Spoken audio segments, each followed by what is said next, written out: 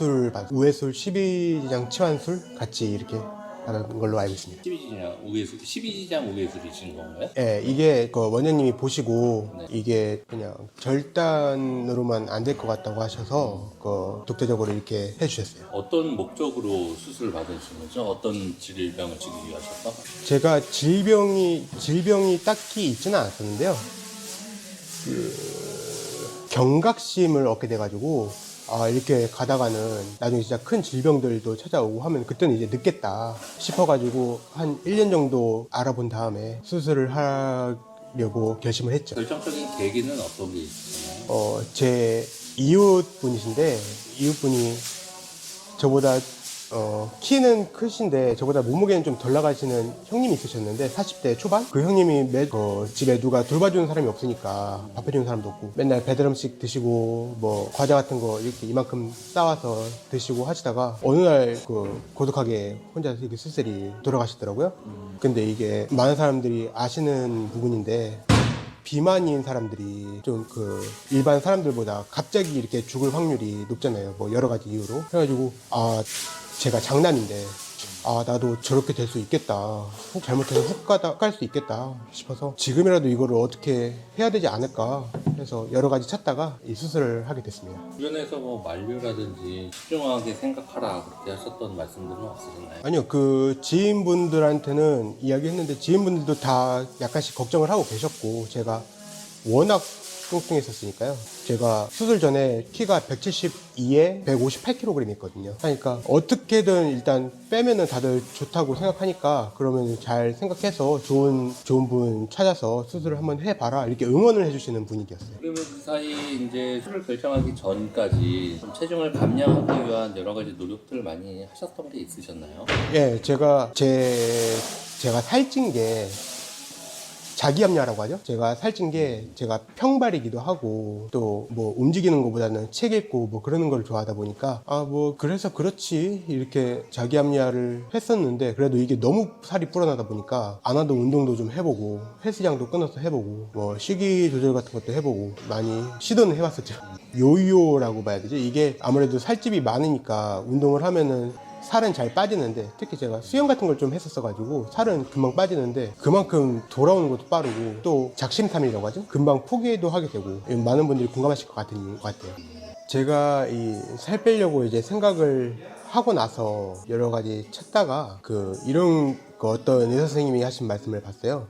사람들이 이 비만인 사람들 보고 너는 의지가 부족해서 그렇다. 살 뺄 수 있는데 뭐 조금 뛰고 좀 덜 먹고 하면 되는데 너는 의지가 빈약해서 그렇다. 해서 그걸 또 고지고대로 믿고 나는 의지가 참 빈약하다. 나는 작심삼일 난 이 정도밖에 안 된다 이렇게 생각하시는 분들이 있을 것 같아요. 근데 이게 제가 수술을 하게 된 결정적인 계기이기도 한데 선생님이 말씀하시길 당신이 이렇게 살이 찐 거는 당신 잘못이 아니다. 이거는 뇌가 그렇게 컨트롤을 하는 거고 호르몬 쪽이 고장 나가지고 그렇게 명령이 그렇게 돼가지고 어쩔 수 없이 그렇게 찌는 거니까 너무 죄인처럼 살지 마시라 하고 그렇기 때문에 이 대사수술이 의료보험도 되는 것이고 병으로 분류가 되는 것이니까 이쪽으로 너무 우울해하지 마시고 스트레스 받지 않으셨으면 그러면 수술을 하신 지 지금 1년 5개월 정도 지나신 걸로 알고 있는데 네. 지금은 어떠세요? 지금은 제가 솔직히 한 수술하고 반년까지는 제가 제 몸에 대해서 잘 모르겠더라고요. 제가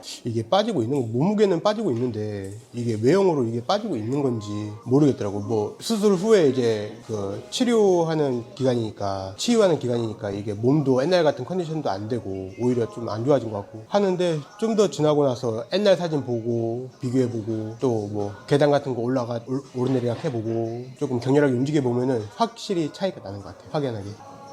지금은 체중이 몇에서 몇으로 변하신 거죠? 지금 제가 158kg에서 지금 며칠 전에 검진 받으러 갔을 때 88kg였습니다. 옷도 싹 바꾸셨겠어요? 맞습니다. 그리고 주변에서 이렇게 수술로 좋은 효과를 받고 또 본인도 되게 만족하게 계신데 이게 잘 믿으시나요? 어떠세요? 반응이 어떠세요? 이게 수술하고 한 4개월, 5개월? 그때쯤 이제 그때가 살이 확 빠지거든요. 그때는 이제 사람들이 와, 그 수술 잘했다 하면서 믿는 분위기였는데 이게 한 1년쯤 지나니까 사람이 완전 반쪽이 되다 보니까 못 믿으시더라고요. 뭘 했냐, 뭐 따로 지방 제거 수술 뭐 그런 거를 했냐. 다른 걸 더 한 게 있지 않느냐, 그거 하나만으로 이렇게 살이 빠지냐, 이렇게 못 믿으시는 분들이 많이 있으시죠. 뭐 따로 하신 거 없으신가요? 예, 그럼 그냥 저는 선생님이 하라는 대로 그냥 운동 조금 해주고 식이 조절만 잘 하고 뭐 무리하지 않고 뭐 이런 정도만. 요요가 또 오고 그런 거는 없으셨나요?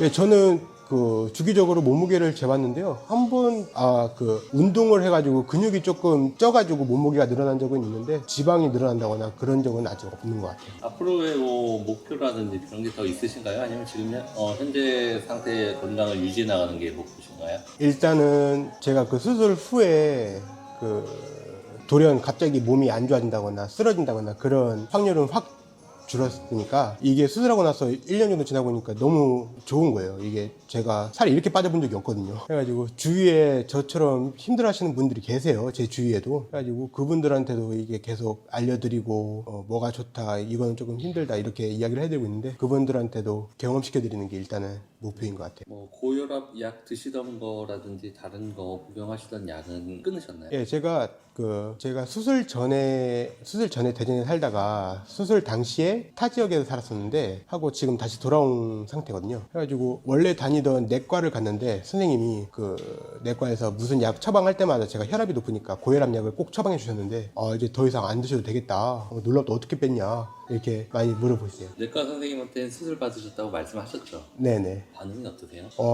선생님도 나도 알고는 있었는데 이 정도로 이렇게 효과가 좋을 줄 몰랐다. 신기하다. 참 잘하셨다. 보통 이런 반응들이세요. 병원 선택은 이제 어떻게 선택하시게 된 건가요? 이게 제가 이 살을 빼야겠다고 결심은 했는데 결심을 하고 이제 검색을 해보는데 그때 처음 알았어요. 대사수술이라는 게 있다는 게. 하고 이 대사수술이 2019년부터 보험 적용이 된다는 것도 알았어요. 그래가지고 그래요. 그러면은 일단 방법은 이 수술로 하고 그러면은 어디서 받아야 될까? 제가 대전 사람이었으니까 대전에도 뭐 대사수술 하는 분들이 있고 수술에도 여러 분들이 있는데 찾다가 한 카페를 들어가게 됐는데 지금 이 대당한 사람들이죠. 거기 들어가 보니까 이 원장님이 이쪽에 전문적으로 하시는 분이시고 유명한 분이시다 해가지고 한 몇 개월 걸쳐서 이렇게 계속 알아보다가 결과적으로 이쪽으로 선택을 하게 됐죠. 보험을 받으신 거죠? 예, 저는 받았어요. 그러면 총 수술비가 한 어느 정도 나오셨나요? 제가 수술하고 입원을 한 열흘 정도 했어요. 해가지고 그때 당시 한 300 정도 나온 것 같아요. 다 해서. 이 수술에 대해서 고민이신 분들, 그분들께는 뭐 많이 고민이 되실 거예요. 왜냐면은 이게 수술하려고 찾아보시면은 이게 뭐 잘 먹기 위한 수술이 아니고 잘 살기 위한 수술이라고 하는데, 근데 나는 먹을 걸 너무 좋아하는데 이거를 어떻게 참을 수 있을까? 괜히 돈 들여가지고 수술을 했는데 별 효과를 못 보고 흐지부지 되는 건 아닌가 하는데, 제가 그랬거든요. 제가 초등학생 때부터 살이 빠진 적도, 잘 빠져본 적도 없고 두 자릿수까지 내려간 것도 고등학교 이후 없는데